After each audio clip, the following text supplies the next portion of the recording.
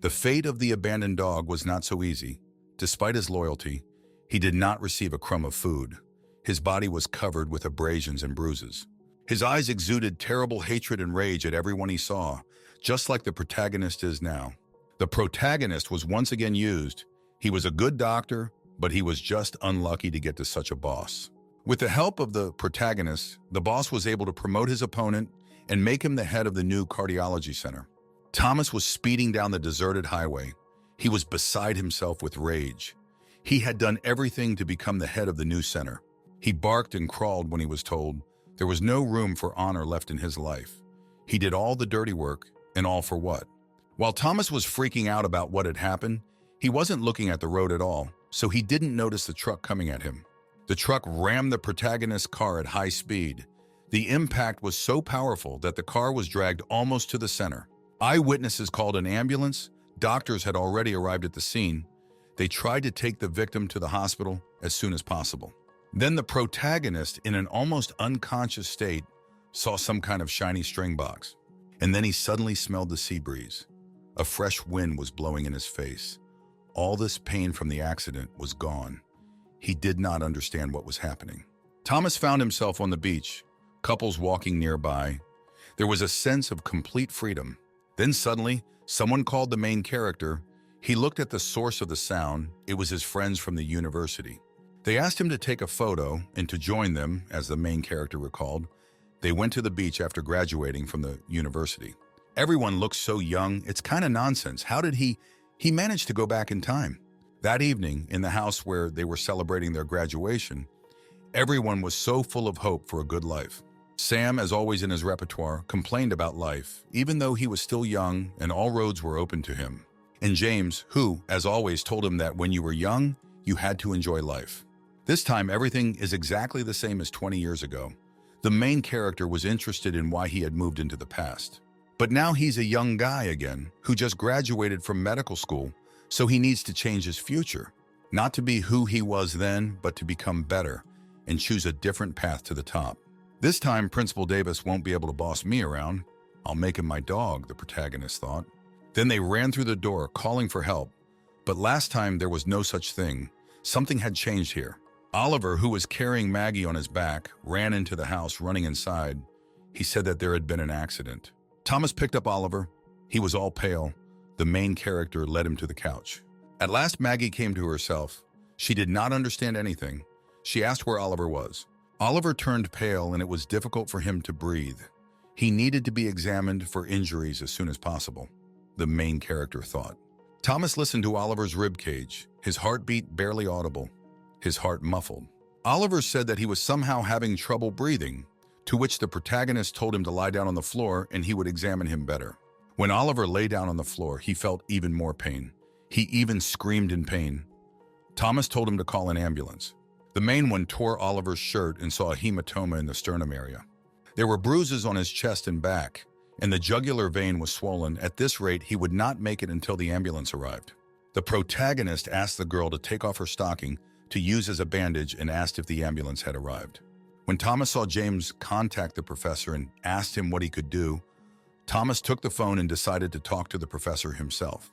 Thomas recounted all of Oliver's symptoms, and as soon as the professor heard this, he told him to check his pulse. His blood pressure dropped. Oliver has paroxysmal tachycardia, respiratory failure, muffled heart tones, and a swollen jugular vein, all of which he has cardiac tamponade. Cardiac tamponade is a condition in which pressure is applied to the heart, which reduces cardiac output and blood pressure. The protagonist thought that all this happened because of him, because he went back in time. If help is not provided immediately, Oliver will not even wait for the ambulance to arrive. Thomas said that there was no time to delay and that something had to be done urgently. A pericardiocentesis had to be done. Right now, Oliver's pericardial effusion is much higher than normal due to the state of shock. To help with this, it is necessary to drain the effusion from the pericardium. Pericardiocentesis must be performed. However, it is performed with ultrasound. The professor was completely frightened. He said that he was not yet allowed to perform such a procedure. Even the professor himself found it difficult to do it blindly. The professor's reaction is perfectly reasonable. However, there are no other options. Otherwise, Oliver will die. Luckily, we at the farm owner's villa in the first aid kit have everything you need for this procedure. The professor said to decontaminate Oliver's entire chest. Everyone except the assistant had to leave. About a couple of centimeters below the collarbone, the xiphoid process. Now that begins the most difficult part. In no case, do not touch the intercostal arteries. You need to insert the needle at an angle of 30 degrees directly under the ledge. Then the main character began to feel the place where the needle would need to be injected to pump out the excess fluid. Having found the right place, the main character pierced the skin in this place, and then he felt a kind of emptiness, which means that he was in the right place. At this point, fluid from the pericardium began to flow into the syringe, and everything went well. Thomas was glad that he made it through, and he was able to save his friend's life. The professor was also glad that the protagonist succeeded, and most importantly, that he did not ruin the patient and himself. Finally, an ambulance arrived, and Oliver was loaded onto a stretcher and taken to the hospital. 2 weeks have passed since that incident, and finally the protagonist and his friend came to the Sebastian Hospital for an internship. For Thomas, it was already a familiar place. In principle, nothing had changed. He just needed to prove himself from a different side. Sam says that they don't take their eyes off them. Perhaps they think that interns from a non-prestigious university are worthless again. Maybe it's because of the pride of the best medical school in Korea, but the people at Yonhee University are very attached to it. There's a guy who has a lot of influence. He's very popular. Everybody wants to be friends with him. His name is Alfie. His family has great influence in the legal and medical fields, the royal family in word and deed. Therefore, the protagonist decided to attract Alfie's attention in order to take possession of him and his connections in the future. He told me about the professor who works here, what he likes and what he does, so he was able to attract his attention. He walked up to the protagonist and introduced himself, although he didn't have to because he already knew him. Alfie immediately became friends with Thomas, even invited him to sit together. The main character managed to catch him on the hook. From the stage, it was said that now they would begin to draw lots for the schedule of shifts in the internship. Alfie tensed up a little. The work of an intern lasts a year, starting in March. You will need to change departments every 2 weeks. The worst department is the ambulance. Now it's time for the protagonist to draw his lot. I hope this time he will be lucky and everything will be completely different. There are only 2 balls left. If nothing changes, then most likely I will pull out the same section. But Thomas was lucky. He pulled out the best department he could. He got the easiest departments. Well, Alfie was unlucky. He got the schedule that the main character had in the past. But then the main character said that it would be possible to exchange schedules. Alfie was shocked by what he heard. Alfie, not believing what he was just hearing, said that his schedule was terrible. But Thomas insisted. Alfie took him by the hand and began to thank him for helping him. Now he owed him a debt of gratitude. One of my main goals in the internship was to meet Alfie, one of the royals, the protagonist thought. After that, he even asked to exchange phone numbers so that he could contact each other later. He also offered to communicate with each other informally because they are the same age, so simply, after exchanging schedules, Thomas became Alfie's friend. In a past life, I never imagined that I would be able to become close friends with someone like Alfie. One of the darkest days of the doctor is the internship, because in this first practical experience, they are always reprimanded. Being under endless pressure from a lethal amount of work, while doing all the small errands and stuff, that's what it's like to be an intern. Therefore, in the training center, they will be given practical training on how to survive in these difficult conditions. Sam was very happy because he was able to safely get into a vein and draw blood from Thomas. Then there was the difficult practical part, gastric probing, an operation during which a hollow tube is passed into the stomach through the nose. And now it's time to meet Professor Davies, the same boss I've been hunched over in a past life, the protagonist thought. He introduced himself in front of all the students, saying that he would show today's operation. His face is reminiscent of all the humiliations that the protagonist has had to go through over the past 20 years. He can barely contain himself. At this point, Professor Davis decided to ask who wanted to try this procedure. The protagonist decided to get involved, and so he raised his hand and the friend's hand. Sam was confused. The professor laughed that there were some brave men who would carry out this operation and invited them to the blackboard. The protagonist was infuriated by the smile on Professor Davis's face. He wanted to wipe it off his face. So, unable to resist the impulse, Thomas grabbed him by the collar and pulled him to his face, saying that now he would be finished. But the blog was just the imagination of the protagonist. The professor handed him a probe to start the operation. Slowly and carefully, Thomas began to insert the tube through his friend's nasopharynx. Tears flowed from his eyes. He said that it hurt and unpleasant for him. The probe rested somewhere and did not go any further. The professor realized that the interns were in trouble and decided to finish the procedure himself. But then Thomas asked Sam to open his mouth. When Thomas opened his mouth, he saw that the probe in his mouth was completely tangled.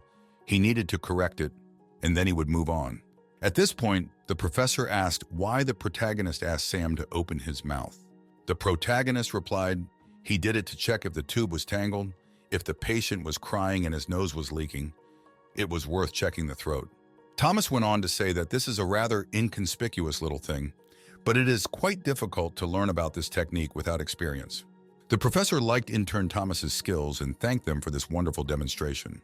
After class, the professor invited the protagonist to have coffee with him. The professor began to praise the protagonist for his excellent skills, saying that he would be a good doctor. Thomas thanked the professor for his words, but said he was exaggerating. And then the professor said that it would be better to get straight to the point. He suggested that Thomas go to the Department of Thoracic Surgery. The protagonist was glad that the professor was hooked on him. Due to the very nature of thoracic surgery, surgeries are performed continuously and mortality is high. He saw flair and skill in the protagonist, and given his humble past, he also sees submissiveness in him. Thomas said that he was happy to join the department, especially since he wanted to. The professor liked the protagonist's decision and said that Thomas was doing the right thing. Finally, the weekend came and all the interns were returning to their homes, all very tired.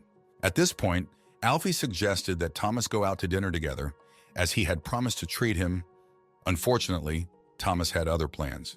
He arranged to meet with a professor in the hospital, or rather, he was summoned by the professor himself. The main character was watched by the best doctor in the hospital, Professor Ethan. For Prof. Ethan, above all else, is the patient, for whom the hospital's policies did not arouse any interest. Maybe that's why he didn't dignify the protagonist with a look when he was Davis's hunting dog. But now it's different. Professor Ethan said he had heard that Thomas had saved someone's life. He said he was impressed. Thomas really liked to hear this from such a professor. He was embarrassed. He also inquired that the main character had performed a pericardiocentesis and at the same time blindly without devices. Thomas realized that the professor didn't believe him, so now he had to answer quickly and without hesitation. The professor said that it was risky and that it was not worth risking the patient's life, to which Thomas replied that he would have died anyway if nothing had been done. Thomas said that neglecting the technique was bad, but he couldn't leave the patient to die. At what he heard, the professor got up from his chair. He was angry that such a yellow-mouthed chick was talking like that. The protagonist was excited that now he had a fight with the professor at all. Things only got worse. Professor Ethan told the protagonist to get ready because he would have a lot of work to do. Thomas was glad that he had only been reprimanded. He said goodbye to the professor and left his office. The protagonist was pleased to leave the professor's office. Although he was reprimanded, the professor paid attention to him. And here's the thing, Professor Ethan never gave second chances. Meanwhile, Ethan thought to himself that there were finally decent puppies. Spring March is the time of year when everything begins, and hospitals are no exception.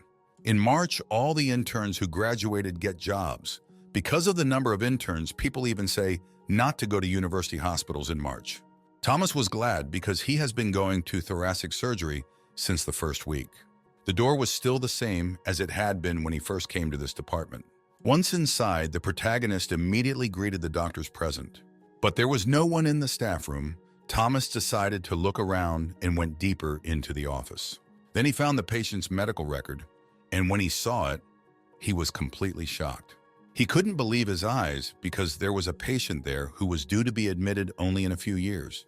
Agnes Hamming was the first patient the protagonist cared for as a resident physician. She had a rare genetic disease without specific methods of diagnosis and treatment. Pompei's disease. Agnes, who had undergone surgery, went into shock and died from postoperative complications. And Professor Ethan, who performed the operation, took full responsibility and left Sebastian's hospital. Suddenly, someone came into the office. Thomas was frightened by the suddenness and turned to see who had entered the office. It was Prof. Yang, one of the main members of the Department of Cardiac Surgery at Sebastian Hospital. But at the moment, he is still a resident. Thomas immediately greeted him, introducing himself as their new intern. Then John comes to the bunk and begins to torment the one who is lying on it. Because of the pile of things, it was not visible that there was a person there. Outraged by the way he was woken up, he asked what was wrong. It was a third-year resident physician, Paul. Before he had time to get acquainted with the protagonist, he had already sent him to conduct tests for the admitted patient, Agnes Hamming. When Thomas entered the room, the little patient was asleep. Her mother was looking after her. The protagonist greeted Agnes's mother and said that he had come to conduct a checkup. He took out a flashlight to check how his pupils reacted to light and to do a few more tests in one go. The response to light was greatly reduced, and there was also severe muscle weakness. And her tongue was a little bigger than it should have been at her age. Everything said that her physical development was not normal. The woman decided to clarify whether everything was okay with her baby, whether there were any serious problems. She also said that maybe it was because of her, because her heart had always been weak, and Thomas was immediately hooked on this problem. She continued to name her problems, that she runs out of breath quickly, also has snoring, but this is due to sinusitis. Finally, Thomas understood Pompe disease, a genetic disorder that prevents enzymes from working properly. In the case of Agnes's mother, the disease has a late form, manifesting itself smoothly by the age of 60. Unfortunately, Agnes's Pompe disease is most likely hereditary. The protagonist decided to cheer up Agnes's mother, saying that everything that happened was not because of her. Through her tears, she thanked the doctor, which calmed her down a little. At this point, a nurse finally arrived, and they transported the baby to a gurney to send her for examination. The protagonist walked back and forth, could not find a place for himself. He urgently needed to figure out how to cure Agnes. If he left things as they were, the professor and Agnes would leave them a few years early. Then he saw Alfie trying to negotiate something with another doctor, but the other doctor flatly refused. Depending on how those who take x-rays spend their time, and at the same time say that they do not have time, this is absurd. So Thomas decided to help Alfie so that he could help him out as well. He approached the radiologist and asked if they could do an x-ray right away, to which the doctor replied that they didn't have time. Then the main character called the professor and said that, unfortunately, he would not be able to take the chairman's daughter for an x-ray. From what he heard, the radiologist immediately tensed up and said that he would find time for an x-ray, let them bring the patient here. And he quickly ran to prepare the office. Alfie stood confused, not understanding what was happening. Then he turned to Thomas, telling him what the chairman's daughter was, what he was talking about. His friend Sam was on the other end of the line, and he didn't understand what was going on either. Hearing this, Alfie was amused about Thomas's way of seeing the radiologist. After such a divorce, a brilliant idea came to the main character. He had to do it urgently. Alfie helped him with this, purely by chance. So he thanked him so much for the idea, Alfie didn't understand anything. After Agnes's death, the weight of my guilt was unbearable, and he helped Professor Colin in the study of Pompe's disease, the protagonist recalled. He is able to diagnose Pompe's disease just by looking at Agnes and her mother. So Thomas wrote a message to Professor Colin that the patient needed to be checked before the surgery was performed. The only thing left to do is to hope that Professor Colin will read this letter and that something will be done at the meeting before the operation. The day of the meeting came on the occasion of Agnes Hamming's operation, and the protagonist waited anxiously to see if the results would be announced. Thomas wondered if Professor Colin would come to prevent this operation and conduct another preliminary examination. But the professor hadn't read the letter for almost a week, and I hope he'll read it and come to the meeting. Prof. Ethan said he would be the chief surgeon and assisted by Dr. Paul. Prof. Davis agreed. Thomas realized that everything he had planned would fail, and that Professor Ethan and Agnes were in danger. If it came to that, I'd have to notify Professor Ethan directly, the protagonist thought. At that moment, another resident doctor ran up to the professors. He was very excited. He began to take Professor Ethan away, saying that the operating room was getting ready. Thomas heard that the operation was going to take place in an hour. He was very nervous. Everything was not going according to plan. But then Professor Colin came to examine the baby. After all, he read the letter of the main character.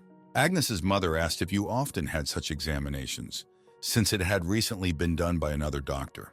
The professors looked at their mother puzzled, wondering who had also done the examination. Professor Ethan asked that it must have been Dr. Paul who was responsible for this patient, to which the woman replied that it was Dr. Thomas and that she had told him that she had snoring, but it was because of sinusitis. Professor Colin asked if she often experienced heavy snoring or discomfort when walking. Then they realized that it was a hereditary disease, and Professor Colin immediately inquired about Dr. Thomas. So immediately after the examination, he called Thomas into his office to talk to him. Again, it all started with rumors that Thomas had performed a blind pericardiocentesis. The protagonist embarrassedly confirmed the professor's words, saying that he had done it. At this point, the professor got straight to the point. He said that Thomas must be wondering why he had called him. Professor Colin put the protagonist's letter on the table, asking if he had written it. Thomas immediately inquired that Agnes really had Pompei's disease, which was confirmed by the professor's hunch that he had sent the letter. The protagonist apologized to the professor for sending this letter anonymously. He was afraid that the intern would not be believed. At first he thought it was spam, but then he checked the message and together with Professor Ethan, they conducted an inspection. Thomas said that he had read Professor Colin's dissertation, and so he thought it was probably Pompei's disease. The professor was shocked because his dissertation was so narrowly focused that it is difficult to understand, even for specialists. Not only did he understand her, but with the help of her, he made a diagnosis. We definitely need this guy, the professor thought. Thomas said that performing heart surgery would be dangerous, and the slightest reaction of the immune system could be fatal. The protagonist asked the professor if there was any treatment, to which the professor shook his head. Pompe disease is a condition in which glycogen is not broken down in lysosomes, but accumulates in them, leading to the failure of many systems in the body. The main problem is the lack of alpha-glucosidase, which is responsible for the breakdown of glycogen. Researchers are still exploring ways to make up for the lack of alpha-glucosidase in the human body. Here, the protagonist decided to ask if they couldn't limit glycogen production. Then the professor even thought about it. He said why he hadn't thought about it before. He complimented Thomas on his cleverness, as he had surprised him several times during the day. Then the professor asked the protagonist if he knew what kind of tea it was. It is a tea made from the leaves of the coconut palm. Coconuts are rich in lauric acid, which makes them a good remedy for improving digestion. It is said that the inhabitants of Guinea who drink this tea never suffer from gastrointestinal diseases. It's the same with drugs. They can surround us, but we won't even notice their existence. Thomas understood the professor's train of thought, and he already knew the solution to the problem. The protagonist has already told him a way to prevent the accumulation of glycogen. Now the question is which substance to use. At this point, Thomas wondered if he could give a hint or two about getting a group together to investigate. And so Thomas began to say in a riddle that the young aristocrat was going out. She needed a chaperone, someone who would help her in this. He remembered the word after he had smelled tea, reading a novel about gala receptions, tea parties, and balls. Then he understood what the protagonist was getting at. There is such a protein chaperone. It helps other proteins to achieve a three-dimensional structure. Chaperone is a protein that breaks down clumps of huge protein chains and helps maintain homeostasis. Then someone called the main character. He apologized to the professor and said that he had to go. When he left the office, he was pleased with himself because he was able to help the professor solve one problem. He just had to wait. It's already mid-March, and 2 weeks have passed since the interns have been working at this hospital. They're already dying from overwork and from sleeping 2 or 3 hours a day.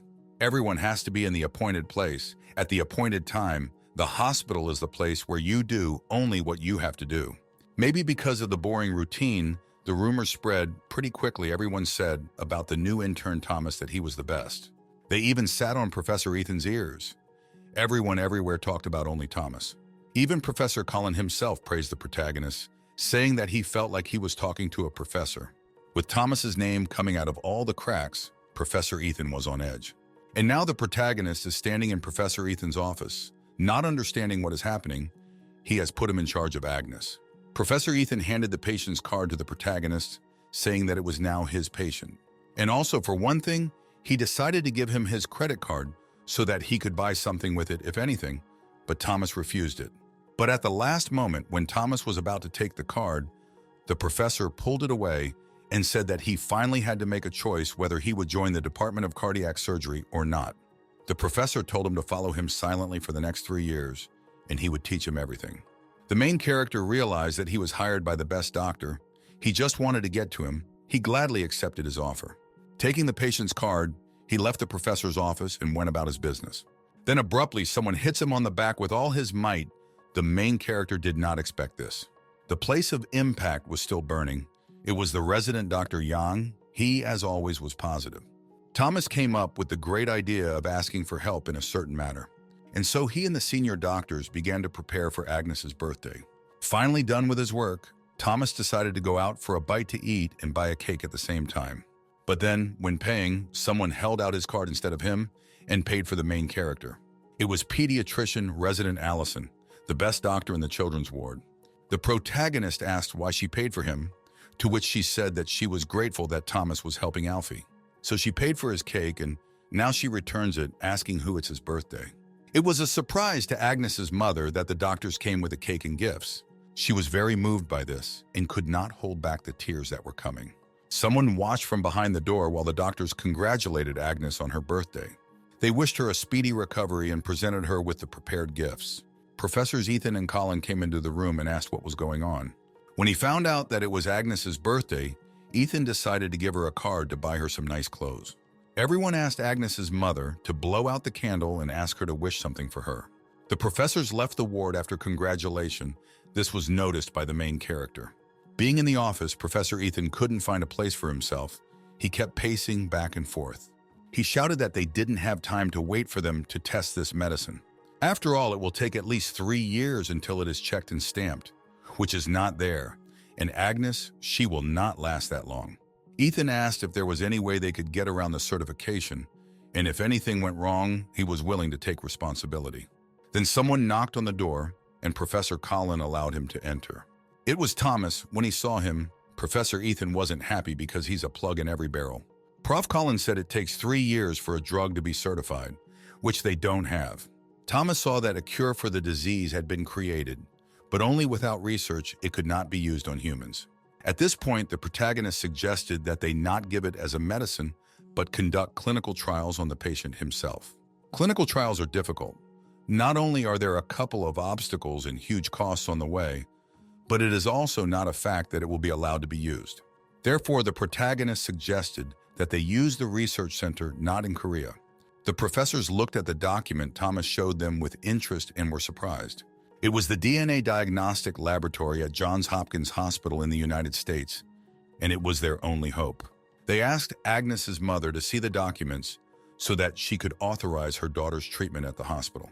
The woman asked if she would feel better if they were transferred there, to which Professor Ethan replied that there is no 100% guarantee, but for now, it is the best option for Agnes. She agreed to the transfer and thanked the doctors for their work and for helping her. Johns Hopkins Hospital is recognized all over the world, and they cover all the costs. In just a couple of years, Agnes will be able to receive treatment in Korea when the clinical trials are over. A couple of days later, the phone rang in Professor Colin's office, calling from Johns Hopkins Hospital. Meanwhile, Agnes's mother could not find a place for herself. She was worried about everything. Even the main character was nervous. Then Professor Ethan came into the room, and everyone immediately came up to him to find out the results. He said that the Johns Hopkins Hospital would take them in for examinations, and the mother's happiness knew no bounds. At this news, she fell to her knees and began to cry with happiness. The doctors began to calm her down. Now Agnes will have a chance to live a good long life without illness. The following week, the protagonist began working in pediatrics. A little boy was admitted to the hospital who was very afraid of doctors and injections, so he always cried. This time was the most terrible for the doctors because they could not calm him down in any way. Even my mother could not cope. But there was joy for them because the main character gets an internship with them, and this child can be thrown on him. As soon as the child sees the white coat, he immediately starts crying. Even his mother cannot calm him down. Allison asked Thomas if he could handle this child or if he could help him with it, but the protagonist said it was fine. Finally, the mother calmed the baby, and Thomas decided to say hello to him. Fortunately, the main character knew what to do in such situations and how to calm down the little patient. Allison decided to give him some candy to lure the baby, but Thomas said he could do without it. Before he had time to approach the child, a soft toy flew at him. He did not even have time to dodge. The child began to cry again and clung to his mother with a death grip that now he could not even be dragged away. But Thomas was not confused. He lifted the baby above his head. The child was frightened and continued to scream. But then Thomas told him that if he continued to resist, a doll Ran would not like it. The child was surprised. He asked how the protagonist knew Adal Ran, to which Thomas replied that he was his friend, and that Adal Ran loves brave children, and there is no need to be afraid of injections, especially since they are without a needle. And Thomas started poking at the kid from all sides, who was laughing because he was being tickled. And then while the child was distracted, he asked for a syringe from Allison so that he could get the injection faster. Taking the syringe in his hands with lightning speed, the main character began to make an injection. The child immediately screamed in pain and said that the injections still hurt. But Thomas no longer had the syringe. He said it was all imaginary to him. Allison liked this approach to children. She was surprised that the main character coped so easily. Then the boy's father came to the ward. The boy joyfully ran to his father, saying that he had now defeated the bacterium. Parents thanked for the work done, especially with children like their son. After the work was done, Thomas and Allison went to the next room. But then the child's father said that he had pain between his shoulder blades, as if something was pricking, and asked his wife to smear it with ointment. Upon hearing this, the protagonist immediately turned around and said that he would come in a moment. He approached the child's father and asked about the back pain, and asked if he could examine him. Palpating the area between the shoulder blades, the man replied that the pain was as if he had been stabbed. Judging by the redness of his face, he has high blood pressure. Moreover, every time he exhales, a wheezing sound can be heard. Thomas said it would be better for the man to go to the cardiac surgery department and make an appointment for a back CT scan. Then Allison interjected. She said they were going to step back for a minute to discuss something. She asked the protagonist what was wrong. He said that the pain in his back looked suspicious, so he wanted to check.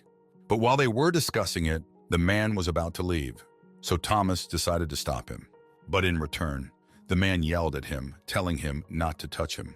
His wife was immediately alarmed and asked him why he was behaving this way, to which she received the answer that he was an intern and that he did not know anything and that he would not touch their child again.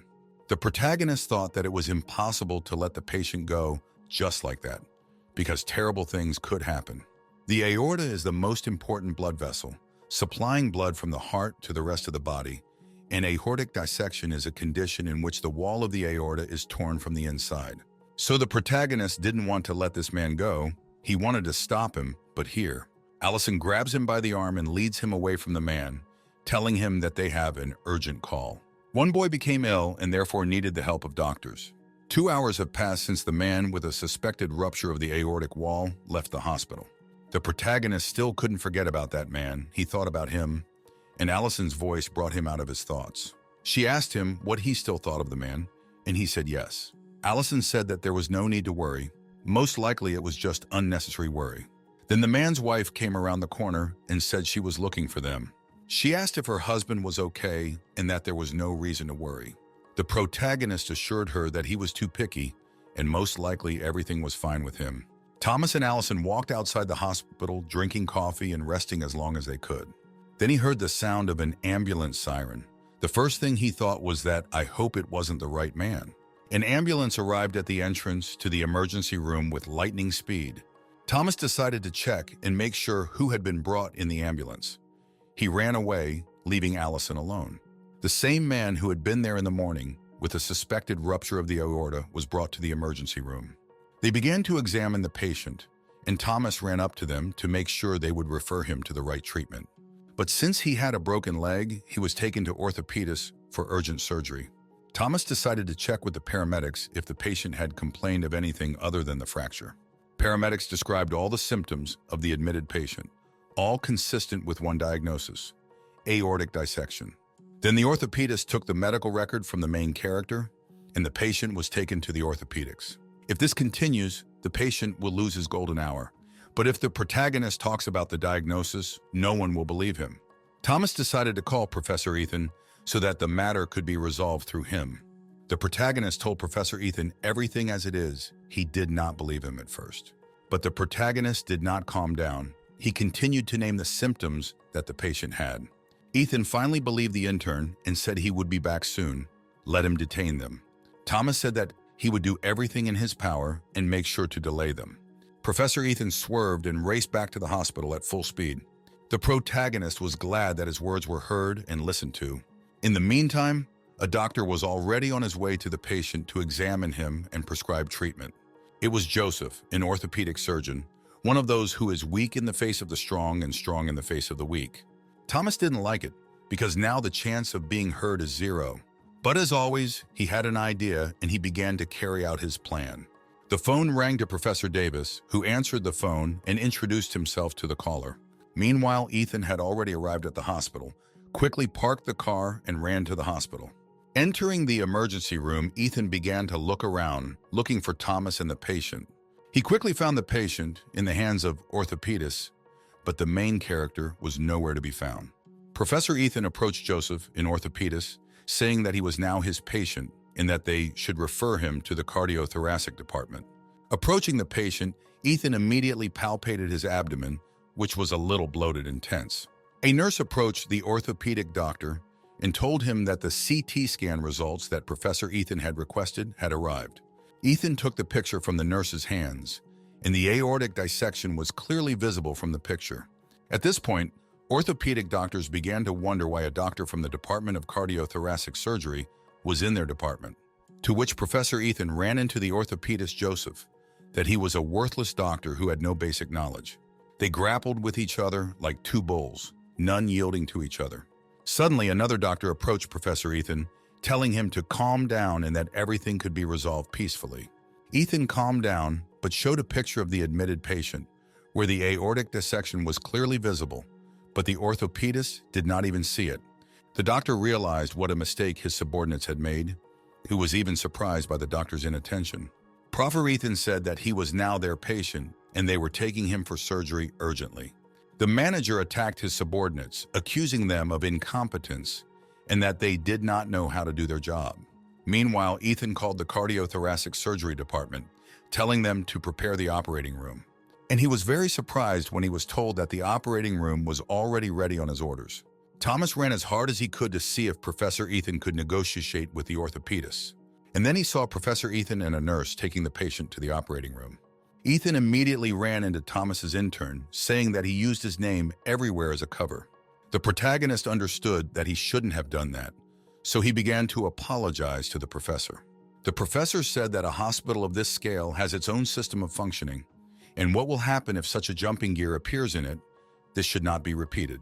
The protagonist understood that he was breaking the laws, but if a person's life was in danger, he would still do what he had to do.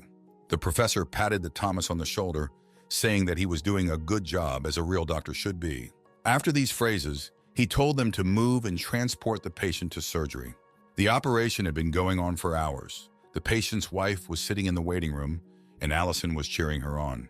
Ethan says they don't have the right to make a mistake. It's like a ticking time bomb. Before I had time to make an incision, blood immediately sprayed into the doctor. If this continues, no one guarantees the success of this operation. Those present asked if everything was okay with Ethan, to which he replied that there was no time to worry about such a trifle. After the cut, the protagonist noticed that things were not going well. Usually the diameter of the aorta is about 2 centimeters, but the patient has swollen up to 7 centimeters. In addition, there was a rupture of the membrane of the ascending aorta, and the bleeding resumed. This is an operation of increased complexity, but the masterful manner in which the professor performed this operation was something unusual. He perfectly attached part of the aorta with an artificial blood vessel. The protagonist was delighted with Professor Ethan. It is not for nothing that he is called the best doctor in the hospital. His sleight of hand is simply mesmerizing. He is so professional. After the operation, the protagonist was left to clean the operating room with the help of another resident doctor. Then someone came up to Thomas, calling out to him. It was Professor Davis. He said he needed to talk to the protagonist and offered him a coffee. It was late in the evening, and Davis was buying bottles of coffee from the vending machine. After giving one to Thomas, they walked slowly back, Davis praising the protagonist, saying that he had held up well today. But there is one thing that even the main character did not stop from for long. He told Thomas not to go AWOL again as long as it was a warning, and hopefully he would listen. After that, Davis, as if nothing had happened, asked Thomas how the operation was for him. The main character said that it was magnificent. At this point, Davis also recalled that Professor Ethan had quarreled with the Department of Orthopedics, although they had previously been on their side. Anyone will say that Professor Ethan's abilities are outstanding. For him, the patient is the most important thing. However, isn't he too neglectful of the other hospital staff? He looks down on them. That's why not everyone treats him well. They don't like him. Davis said it would have been best if the protagonist had told him about a patient with a ruptured aorta in the first place. The protagonist thought, if it were you and the orthopedist, you would make an agreement. He does not care whether the patient dies or survives. He said that this is the last time that the Department of Cardiac Surgery could receive support from the state. There are few people in this hospital who support this department. Professor Ethan, this is an African lion. He has skills and character. He really deserves the title of King of the Prairies. But if the lion is old and sick, the hyenas, which were only observing before, will flock together and kill it. Davis asked what the Thomas thought of this. The lion that naively rules the prairie is among the hyenas who use such lions. The words of the protagonist will show who he will follow. The lion Professor Ethan, or I will decide to join the pack of hyenas. It seems that Davis really wants to get rid of Ethan. He is so quick to reveal his feelings. The protagonist has already thought of something, but said that he will definitely think about it. If you're a hyena ready to devour the king of the prairies, then I'll be another lion to protect him, the protagonist thought. At the end of the working week, the protagonist went to a neighboring town to do an internship there. He watched from the window of the bus over the passing scenery, his soul at peace. Finally, he arrived at the hospital where he would have to work for the next month. This hospital was not the best, although it was a branch of the Sebastian Hospital. There is always a shortage of staff, so you can learn a lot to become a better doctor here. Entering the hospital building, the main character was surprised. No one was there. The hall was empty. Then suddenly, almost knocking down the protagonist, a doctor flies into the hospital, carrying a patient with him.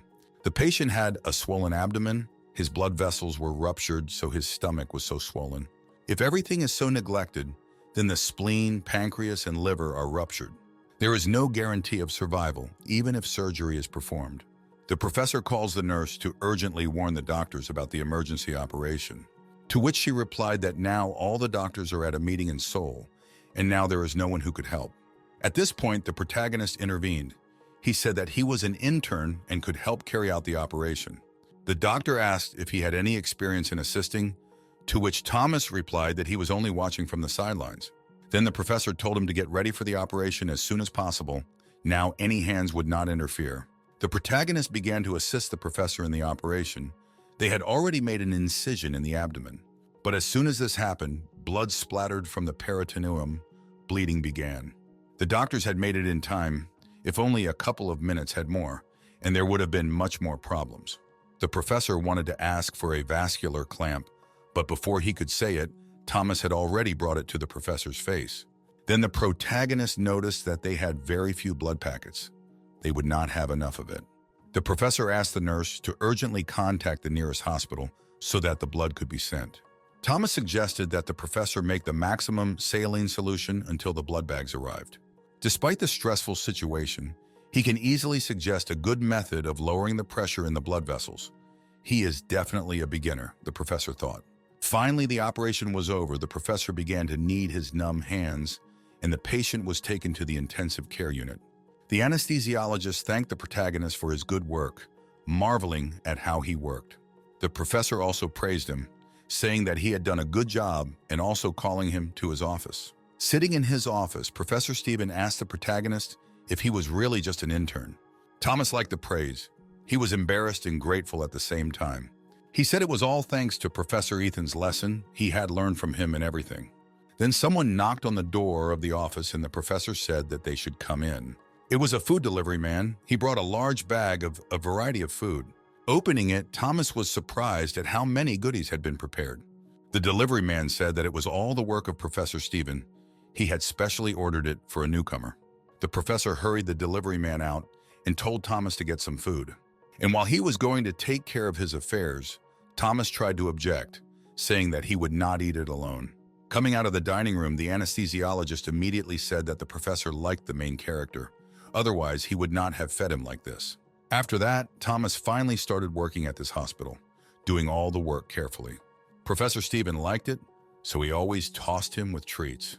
Even the other doctors laughed at the way the professor fattened up the protagonist. But the time came when all the doctors who had gone on a business trip came back to the hospital. Allison was one of them, and the protagonist was even surprised that she was doing it. Thomas walked up to Allison, greeted her, and asked her what she was doing there. Allison replied to the protagonist that she liked him, and Thomas was shocked by what he heard. It happened a couple of weeks ago at Sebastian Hospital, where they worked. On the day the woman's husband was operated on, Allison was sitting in the operating room with her. She kept thinking about the words of the protagonist, that a man could have a ruptured aorta. She regretted that she did not listen to this. When Professor Ethan came out and said that the surgery was a success, we all exhaled.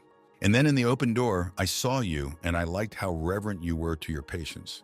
I like that about you, Allison said. After telling her story, Thomas laughed, because she said it in such a way that at first, he misunderstood her. She laughed at it too and apologized for speaking incorrectly. Thomas and Allison have agreed to support each other at this hospital, as they are both newcomers. That's how Thomas and Allison started working together in the same hospital, gaining experience. Thomas, as always, did a good job, helping in any way he could. A nurse watched the newcomers, saying that they could finally breathe out while the young ones worked. Then she saw that the manager, who had been swarming around on the table all this time, had made a wild mess. She asked him to clean everything up. But before she could finish this, he ran away from her so as not to listen to lectures. As soon as the new director of the hospital appeared, he immediately decided to inspect the old files of the hospital. And when Professor Stephen sits in the office of the new director, the director has called him to discuss an important issue. He put up a folder with the documentation and said that these were all patients who had not paid the bill for the surgeries they had done. The director said that due to the fact that many have not paid the bill for the surgeries, the hospital is suffering losses and they will soon go bankrupt. And the director also heard from the manager that every time an urgent patient appears, Stephen puts his signature instead of his relatives. Stephen said that the hospital was originally built to improve local medical care. They stared at each other, each insisting on his own opinion. With that, Professor Stephen got up and headed for the exit, as they had nothing else to talk about. But before he left, the director said that if he left now, he would regret it very much. The new director began digging into the hospital's documents, as well as Stephen's expense reports. They walked dejected, not knowing what to do about it, because the headmaster and Professor Stephen were constantly fighting. Allison said that I hoped this confrontation would not come to a fight. And then she accidentally let slip that Professor Stephen was her uncle, and Thomas was surprised to hear it. Since this was revealed, she shared that her uncle had replaced her father. Thomas supported this conversation by saying that his father also died early, and he was raised only by his mother. The protagonist said that he would finally be able to see her, just as he had recently planned it. But he didn't spend much time with his mother. It was on this day that an accident happened. A couple of hours before the incident, the protagonist and his mother decided to spend time together in the mountains. They went on a hiking trip to the mountain together with a guide who showed them everything. The mother was glad that she finally met her son, because they had not seen each other for so long. Their father was a mine worker. He died when Thomas was still a child. His mother raised him alone. She herself died of pancreatic cancer. The main character was very sorry that he, as a doctor, missed the disease of his own mother. But now it's different. He started his life anew, and he won't let that happen. Looking at the world from a bird's eye view, my mother said that it was very beautiful here, and I would like to stay here forever. On the way back, the protagonist's mother offered to have a snack, to which the protagonist said that he had just taken food for this hike. But then suddenly, they heard a scream and a sharp sound, as if someone had fallen. Thomas told him to call the emergency services and he would see what was going on. Thomas saw a man lying downstairs. There seemed to be nothing wrong outside, but there could be internal bleeding.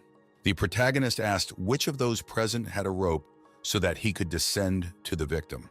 The cliff was high. I hope nothing serious happened to this man. Eyewitnesses decided to stir up the victim, but the main character managed to tell them not to touch him in time. Gently turning her grandmother over, Thomas inspected her condition. Although she was unconscious, she was still breathing. Her pulse, which is too fast and irregular, suspects low blood pressure due to vasodilation and internal bleeding. The protagonist told the others to raise her legs above her chest. handle her legs and arms as gently as possible. A laceration 3 centimeters from the forehead. Most likely she lost consciousness from this. If you look closely, everything is not so good. It's good that the main character has a first aid kit with him. The main character did not expect that he would need a first aid kit. He hoped that he would spend this day quietly with his mother. The most terrible injury to the abdominal organs, it is necessary for the ambulance to arrive faster than the hypotensive shock passes. Rescuers finally arrived, and the protagonist's mother escorted them to the scene. The protagonist had to go with the ambulance. They took her to the hospital where he works. Professor Stephen immediately received the patient, Thomas along the way telling what had happened to the patient and her symptoms. In the ambulance, they also suspected hematuria, blood in the urine. Apparently it was all about the kidneys. The professor thanked Thomas for the work he had done and said that the rest was up to him. But the manager blocked his way, saying that there was no agreement from his relatives, and she had not yet paid anything.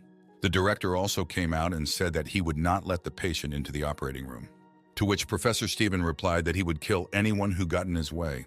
Everything that the main character heard from the director, he was also infuriated by such an attitude towards patients. Stephen pushed the director aside and walked with the patient toward the operating room. That same night, while the protagonist was sleeping, he had a dream that reminded him of something. There was such a feeling of lightness and warmth, as if he was flying in a dream.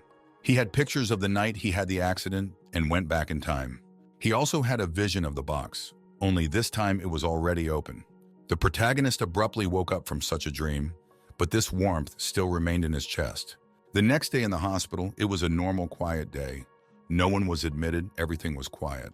The director of the hospital was talking to someone on the phone, discussing something furiously. They intended to get rid of Professor Stephen once and for all.